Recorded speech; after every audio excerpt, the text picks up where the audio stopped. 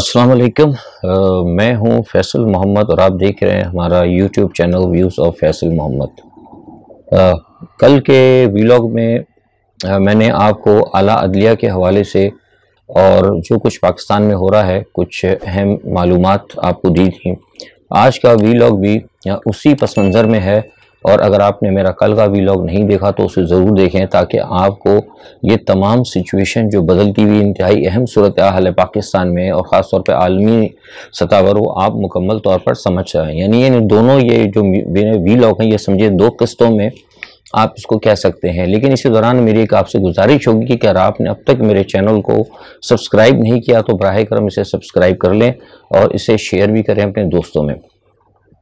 देखिए, जैसे कि मैंने भी कहा था कि कल जो मैंने आपको बताया था कि अदलिया जो है रियासत का एक अहम इदारा होती है और अदलिया ने अपने तौर पर दूसरे अहम इदारे को यानी ताकतवर इदारे को कल ये मैंने बताया था कि उन्होंने ये कन्वे कर दिया है कि जिस तरीके से हुकूमत ने इमरान खान पर इल्ज़ाम लगाए हैं जो दहशतगर्दी के है जो कोई भी गलत तरीके से उसमें इमरान खान गिरफ्त में नहीं आते। तो लिहाजा अगर आप ये समझते हैं कि अगर हम कोई मतलब आइन और कानून से हट कर बालादस्त यानी उसके हट के आइन और कानून को बाईपास करके अगर इमरान खान के ऊपर कोई सियासी दुश्मनी के पस मंज़र में या इन तमाम हुकूमती मामलात को देखते हुए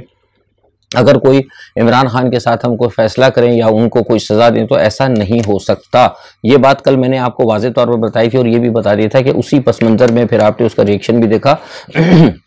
जो कि ARY की बहाली जिस तरह हो गई थी, क्योंकि मैंने कल बता दी थी सारी डिटेल आपको उस हवाले से। अच्छा, इस तमाम सूरत हाल की वजह से न सिर्फ हुकूमत को झटका लगा है बल्कि जो हुकूमत देखिए मैं कहता हूँ ना जो इदारे हैं हमारे ताकतवर इदारे वो इस वक्त न्यूट्रल भी हैं एक तरीके से, वो सपोर्ट तो करते हैं गवर्नमेंट को। जाहिर सी बात है फ़ौज है हुकूमत के मातहत होती है तो कहीं ना कहीं तो सपोर्ट है, लेकिन जिसे कहते हैं ना कि खुल के पूरा सपोर्ट करना वो इस वक्त नहीं कर पा रहे क्योंकि हालात मुल्क के ऐसे नहीं है। एक तो सैलाब की वजूहत है, दूसरा फिर ये हुकूमत जो है PDM की इनका ना कोई माजी अच्छा है ना इनका कोई किरदार अच्छा है और ना इनकी अब क्या कहते हैं जो प्रेजेंटेशन अच्छी है। तो ये इस काबिल तो नहीं है कि इदारे खुल के इनको सपोर्ट करें, लेकिन जहां कहीं भी थोड़ी बहुत इनकी जो सपोर्ट हो रही है उस हवाले से भी वो इस वक्त परेशान है अदलिया की सूरत हाल देखकर, क्योंकि हुकूमत बकौल हुकूमत के उन्होंने कहा था कि हम इमरान को कंट्रोल कर लेंगे जो अभी तक नहीं हो रहा। अच्छा, इस तमाम सूरत हाल को जो सिर्फ हुकूमत के अलावा और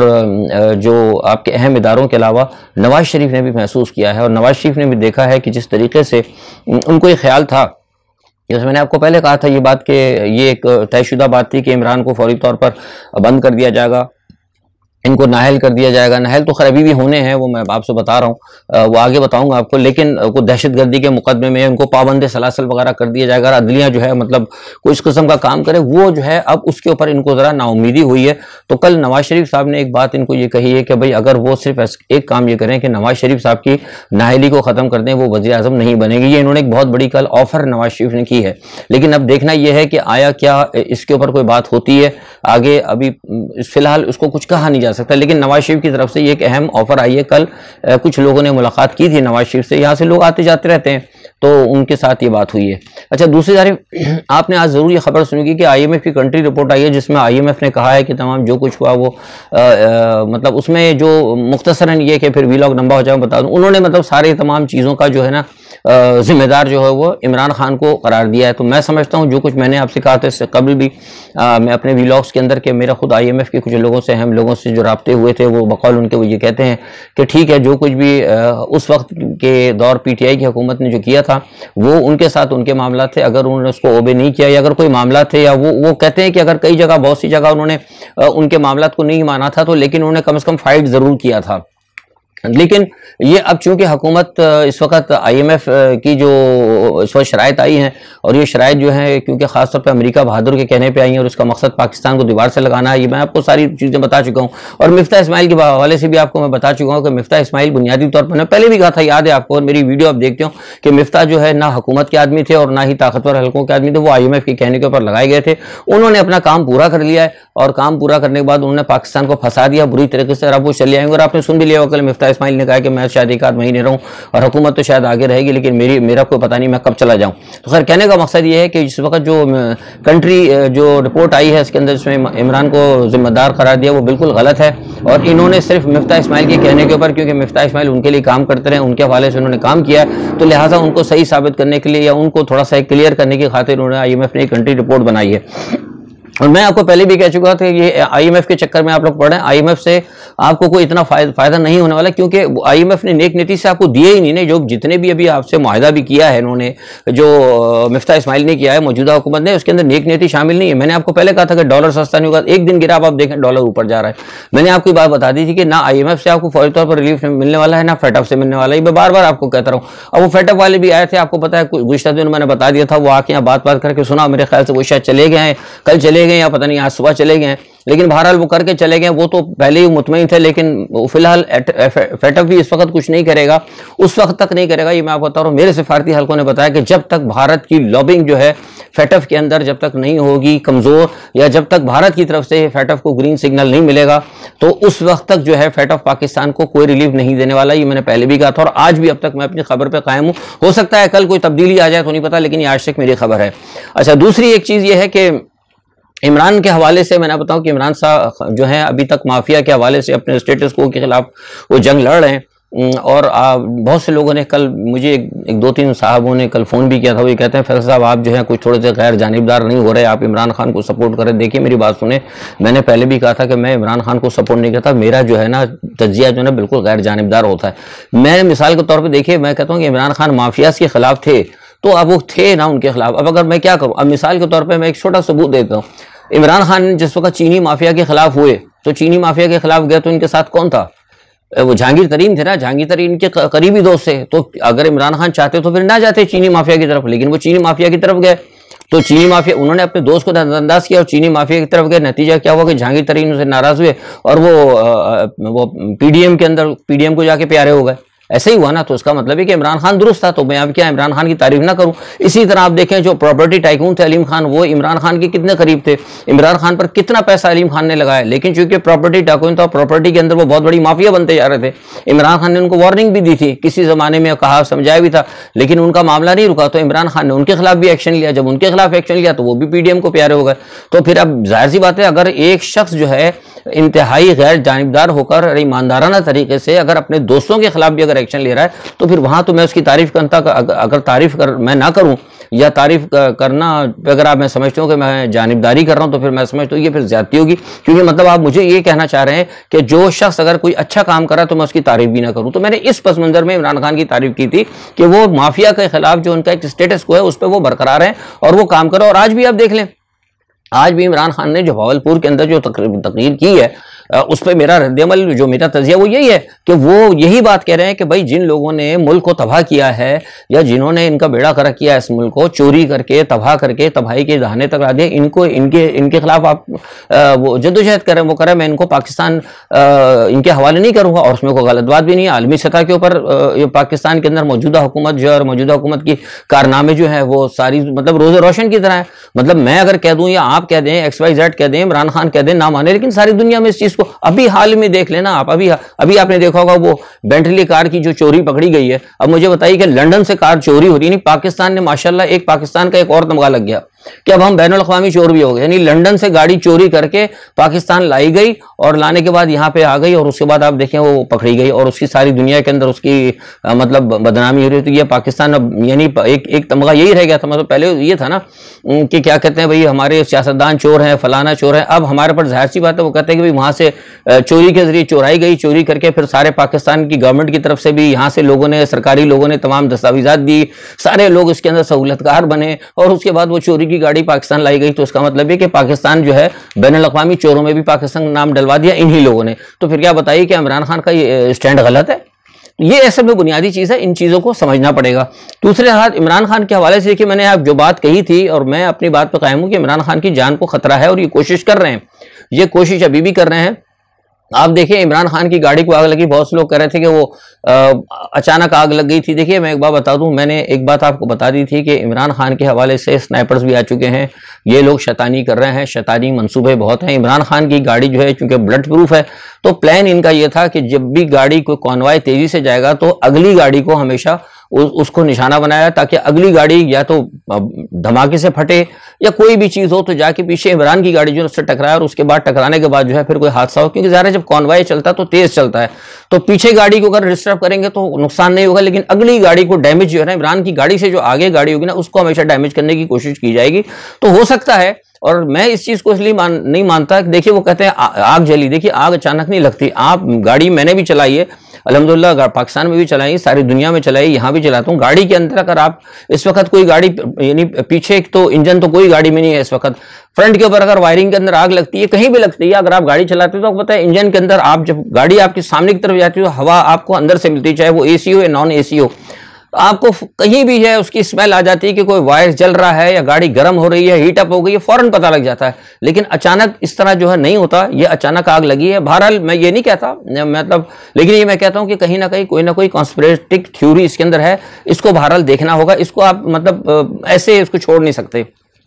अच्छा, खान साहब ने आज दोबारा कहा है कि वो बहुत ज़्यादा खतरनाक हो जाएंगे। देखिए मैं समझता हूं कि खान साहब को अपना अब फाइनल जो है ना ऐलान करना पड़ेगा, और मैं समझता हूं जो मेरे पास इत्तलात है वो ये कि खान साहब शायद हो सकता है 15 सितंबर के बाद जो है फाइनल कॉल देंगे, लेकिन मैं समझता हूं कि खान साहब को 15 सितंबर तक कर देना चाहिए, क्योंकि उसकी वजह ये कि खान साहब को लोग इंगेज कर रहे हैं। देखिए मैंने पहले भी कहा था और आज मैं फिर कह रहा हूँ कि खान साहब के हवाले से ताकतवर हलकों में या मौजूदा हलकों में या बैनुल अक़वामी सतह पर अभी तक पाइपलाइन में कोई रिलीफ नहीं है। गो के बातचीत चल रही है, ठीक है। अभी मैं पहले भी कहा था कि कुछ लोगों का राब्ता हुआ था इमरान खान से, एक हफ्ते पहले मैंने बताया भी था कि बात हुई थी, उसमें यह तक हुआ था कि भाई हमारे पैगाम एक दूसरे को पैगाम नहीं दिए गए, फिर उसके बाद हुकूमत मुतहर्रिक, सारी चीजें मैं आपको बता चुका हूं। और कल रात भी सुना जब मेरे वीलॉग के बाद, मैंने कल शाम को वीलॉग दिया था, आज भी मैं शाम को दे रहा हूं, उस वक्त खान साहब का जलसा चल रहा है वहां पर। मकसद कहने का यह है कि ये मामला चलते रहते हैं, लेकिन अगर बैक चैनल के अंदर अगर कुछ पीटीआई के लोग अगर बात कर रहे हैं तो इसका मतलब ये नहीं कि खान साहब के लिए फौरी तौर पर कोई रिलीफ मिले। अभी तक मेरे पास कोई ऐसी इत्तला नहीं, खुदा करे आ जाए रिलीफ, हम तो कुछ चाहते हैं कि अच्छा करे मामला तो, लेकिन अभी तक खान साहब के लिए कोई रिलीफ नहीं है। तो मैं ये समझता हूँ कि खान साहब को अब चाहिए कि ये जो जलसे कर रहे हैं ठीक है, अच्छी बात है, लेकिन कुछ लोगों ने इनको जो दिया है ना ये मशवरा कि वो जना प्रेशर, भाई प्रेशर तो आप मुसलसल कर रहे हैं, लेकिन ये हुकूमत प्रेशर ले नहीं रही इस चीज का। आप देखें खान साहब कब से जलसे कर रहे हैं, खान साहब जलसे कर रहे हैं, लोग आ रहे हैं, लोग जा रहे हैं, मुसलसल करते करते करते मतलब लोग, एक वक्त आएगा कि लोग थकने लगेंगे, क्योंकि अब देखें ना, तो अब खान साहब को ये तो मालूम है कि सारी कौम उनके साथ खड़ी है, खान साहब को पता है कि दुनिया उनकी अहमियत को तस्लीम कर रही है, पूरी कौम उनके साथ खड़ी। जितनी जल्दी हो सके खान साहब को चाहिए कि वो जो भी हल्के बात कर रहे हैं उन हल्कों से भाई फाइनल तय करें कि भाई 10 तारीख तक या 11 तारीख तक या 12 तारीख तक जो ना आप हमें बताएं कि कब आप इंतखाब कर रहे हैं, और इंतखाबात की बाकायदा ऐलान करें और हुकूमत डिसॉल्व करने का बाकायदा ऐलान करें तो ठीक है, वरना अदरवाइज हम किसी वक्त भी जब 10 तारीख के बाद हम कॉल दे देंगे। मेरा तो खान साहब को ये मशवरा है, अगर इसको मजीद लेंथी करेंगे तो मुझे लग रहा है कि उलझाएंगे, क्योंकि एक तरफ तो जैसे आपको पता है कि अदलिया ने, तो मैंने आपको कल भी बताया था और अभी भी कहा है कि अदलिया जो है खान साहब को फौरी तौर पर उनके खिलाफ कोई बड़ा काम करने के लिए तैयार नहीं है, क्योंकि उन्होंने देख लिया है, कुछ अदलिया के कुछ लोग जो हैं, कुछ सुप्रीम कोर्ट के लोग और कुछ और जो लोग हैं, मैंने कल की वीलॉग में आपको सारी बातें बता दी थी, वो उन्होंने भी आज हुकूमत को कह दिया कि भाई उनकी तरफ से कोई मतलब कोई सियासी मतलब जो इंतकाम वो ले रहे हैं, जो कुछ भी गलत काम करें उस पर इनकी तरफ से मतलब अदलिया के कुछ लोगों की तरफ से किसी किस्म का कोई उनको रिलीफ नहीं मिल सकता। तो लिहाजा इस सूरत हाल के अंदर अब हुकूमत ने जो फैसला किया है, मैंने बता दिया, वो फैसला वो यही है कि अब इलेक्शन कमीशन के जरिए खान साहब को नाहल किया जाएगा। और प्लान इनका यही था कि मैंने आपको पहले ही बताया कि अगर खान साहब को नाहल कर दिया जाए तो उसके बाद फिर नवाज शरीफ को भी नाहल कर दिया जाए और फिर साथ दोनों को लेकर चला जाए। लेकिन खान साहब इस चीज पर किसी चीज पर राजी नहीं थे। उन्होंने कहा कि नहीं भाई, मैं तो एक बात जानता हूं, आप जो भी करते हैं, नवाज शरीफ का मामला हो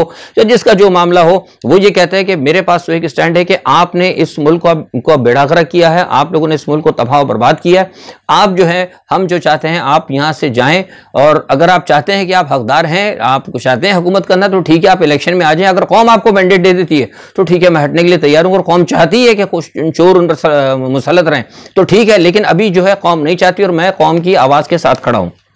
ये सूरत हाल है। अब देखें क्या होता है, 10 सितंबर या 15 सितंबर देखते हैं, लेकिन मेरे पास इत्तला है कि खान साहब 15 सितंबर के बाद फाइनल कॉल जो है दे सकते हैं। अच्छा, दूसरी एक चीज़ ये कि अमेरिका ने, आपको पता है कि मैं थोड़ा सा बता दूं आपको कि अमेरिका के बारे में पता लग गया होगा कि अमेरिका ने ताइवान के लिए 1 अरब 10 करोड़ रुपए की इमदाद का ऐलान किया। अमेरिका ने वही काम किया है जो ये ताइवान के साथ वही काम कर रहा है जो कि अमेरिका ने यूक्रेन के साथ किया था। यूक्रेन को अमेरिका ने बेइंतहा असलाह दिया। यूक्रेन को अमेरिका ने कहा कि हम आपके साथ हैं, हम आपको यूरोपियन यूनियन में लाएंगे, हम आपको नेटो में लाएंगे, हम आपके लिए ये करेंगे। अभी तक नेटो में नहीं आया और आधे से ज़्यादा यूक्रेन तबाह कर दिया और रूस का भी असला उसने लगा के रूस का भी बेड़ा गर्क किया, लोगों को नुकसान पहुंचा। आज हालात ये हो गई कि जैसे मैंने आपको पहले बताया था कि इस वक्त यूरोप जो है ना, यूरोप का बेइंतहा इस जंग की वजह से बड़ा माशी इस्तेसाल हुआ है। यूरोप के हालात बहुत ज्यादा खराब है क्योंकि यूरोप से अमेरिका ने बेइंतहा असला दिलवाया। बेल्जियम जैसा छोटा मुल्क, इसने भी दबा के असला दिया, स्पेन ने दिया, इटली ने दिया, खजा अपने मुंह खोल दिए इन लोगों ने, अपने जितने भी असले के जखीरे सब दे दिए और उसके बाद नए नए ऑर्डर अमेरिका से लिए। नतीजा क्या हुआ कि यूरो भी नीचे गिरा और अमेरिका की इकोनॉमी गई, अमेरिका की वो शैतानी जो है ना पॉलिसी उसमें कामयाब रही है। और आज सूरत हाल ये हो गई कि ठीक है रूस को इस वक्त टफ टाइम दिया है, लेकिन आज रूस ने अपनी मेन स्ट्रीम जो है पाइपलाइन, जिसके बारे में मैं मुसलसल 1-2 माह से कह रहा हूँ, उसने वो आस्ते आस्ते करेंगे। मैंने सुना है कि शायद उसने टोटल बंद कर दी। टोटल बंद करने का मतलब ये है कि जर्मनी को गैस की मुकम्मल फराहमी बंद हो जाएगी। और जो मैं बारहा कह रहा हूँ कि इस मरतबा चूंकि मैं खुद सेंट्रल यूरोप के अंदर हूँ, ये सर्दियाँ जो है ना यूरोप के लिए बहुत ज़्यादा परेशानी का बायस होंगी और इस मरतबा गैस और यहाँ पे जो तवानाई है इस कदर महंगी हो जाएगी कि शायद होता है लोग रोडों पर आ जाएं। तो ये एक सूरत जो हाल है इंतहाई खतरनाक है। अच्छा, दूसरी तरफ एक और कमाल बात ये हुई कि भारत और रूस का मैं बताऊं आपके, भारत और रूस की जो मशकें हो रही थी, सॉरी चीन और रूस की मशकें, उसके अंदर भारत शामिल हो गया। अच्छा, बहुत सारे लोग ये कह रहे हैं कि भाई ये अजीब बात है कि भारत जो है चीन उसका दुश्मन है, रूस के तो भी इतने हालात ठीक नहीं है क्योंकि भारत जो है अमेरिकन लॉबी का है और यार अमेरिकन उसका है, उसके अंदर इत्तेहादी इस खत्ते के अंदर, तो ये कैसे शामिल हो गया। तो कुछ लोगों ने कहा, बहुत सारे तज्ज़िया निगार कह रहे हैं, सीनियर लोग हैं, कि वो अमेरिका को उसने दबाव अमेरिका का रद्द कर दिया। लेकिन जब मैंने अपने तौर पर 2 दिन से सारी मालूमात हासिल की, कुछ भारत से, कुछ चीन से और कुछ अपने लोगों से, तो मैंने अपने तौर पर मालूमात की तो पता ये लगा कि अमेरिका ने जो तहफ़्फ़ुज़ात ज़ाहिर किए हैं भारत के ऊपर कि आप क्यों उनके साथ मशकों में हिस्सा ले रहे हैं, वो सिर्फ एक ज़ाहिरी तौर पर दिखावे के हैं। इनकी कोशिश ये है कि जो एक्सपर्ट्स डिप्लोमेटिक जो हैं अंदर के, जो बताते हैं, जो कि बैक चैनल के अंदर जो काम करते हैं डिफेंस वगैरह के लोग, ये कहते हैं कि ये एक पैगाम भी था अमेरिका की तरफ से दिखाने के लिए तो थे तहफ़्फ़ुज़ात, लेकिन ये था कि आप इन मशकों को ज्वाइन करें और ज्वाइन करने के बाद जो है चीन की और रूस की जो फौजी जो सलाहियतें हैं मशकों के दौरान उसको ऑब्जर्व करें, उसको ऑब्जर्व करें। उनकी ज़ाहिर है जब मशक़ें होती हैं तो फिर हथियार उसका भी होता है, जो हथियारों के अलावा जो वेपन्स होते हैं, जो आर्सनल्स वगैरह होते हैं, जो टेक्निक्स होती हैं वो कुछ शेयर की जाती हैं, देखा जाता है, सब कुछ किया जाता है। तो उसमें फिर मुल्कों की जो भी बहुत सारी मामला जो है ना उनकी टेक्निकल नो हाउ जो है वो पता लगती है, बहुत अहम, वो तो दोस्त मुल्कों के साथ की जाती है। तो ये जो है बेसिकली कहा गया था भारत को कि आप जाएँ, यानी बुनियादी तौर पर अगर मैं दूसरे अल्फाज में यूँ कहूँ कि भारत जो है इस वक्त बतौर जासूस जो है इन मशकों के अंदर शामिल हुआ है, दूसरे अल्फाज में तो कहना जो है गलत नहीं होगा, जो मुझे अहम ज़राए से पता लगा है। और बात मुझे लगती भी, क्योंकि मैं खुद भी हैरान था कि ये कैसे हो रहा है कि चीन के भारत की इतनी टेंशन चल रही है, उसके बावजूद रूस के साथ है और वो चीन के साथ मशक़ें कर रहा है। तो ये एक अहम बड़ी खबर थी, आपको बताइए। अच्छा, दूसरा एक बात यह है कि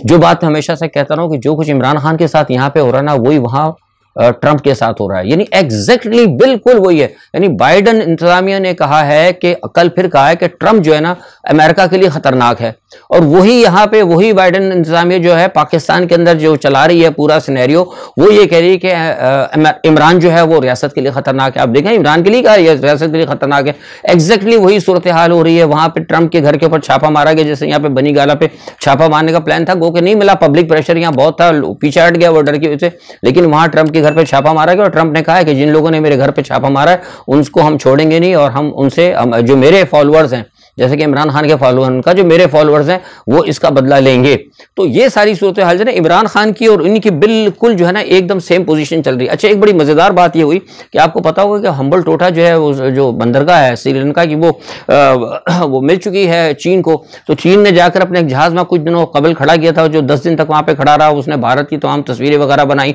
जिसकी वजह से भारत ने बड़ा शोर मचाया, सब कुछ किया, और भारत ने फिर श्रीलंका से एहतजाज भी किया था कि भाई आपने क्या तमाशा किया, ये बिल्कुल आपने हमारे करीब, पहले उसको हटाए यहाँ से। तो श्रीलंका मजबूर था, श्रीलंका का नहीं भाई, चूंकि ये तो हम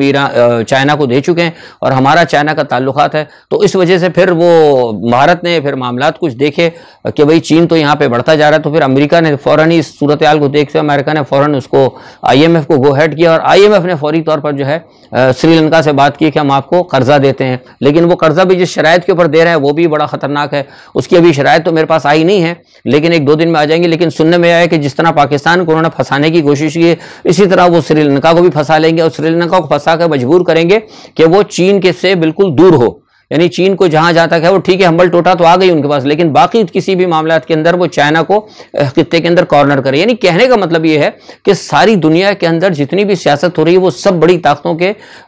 मामलात को और उनके मफादात की जंग हो रही है और उसमें मुतासिर छोटे मुल्कों ने होना है। तो अब पाकिस्तान के अंदर जो कुछ सूरत हाल है आप देख लें कि ये देखना पड़ेगा कि क्या हम तमाम ये जो बैनुल अक़वामी सूरत हाल चल रही है, हमारे चारों तरफ बड़ी जंगें बड़े इत्तेहाद हो रहे हैं, तो क्या हम इसी तरह चलते रहेंगे, हमें भी अपने तौर पर कुछ बड़ी तब्दीली लानी होगी। आज के लिए इतना ही, कल इंशाल्लाह जो भी खबरें होती हैं उस पर अपना तज्ज़िया लेके हाजिर हूँगा। अपना बहुत ख्याल रखिएगा। अल्लाह हाफ़िज़।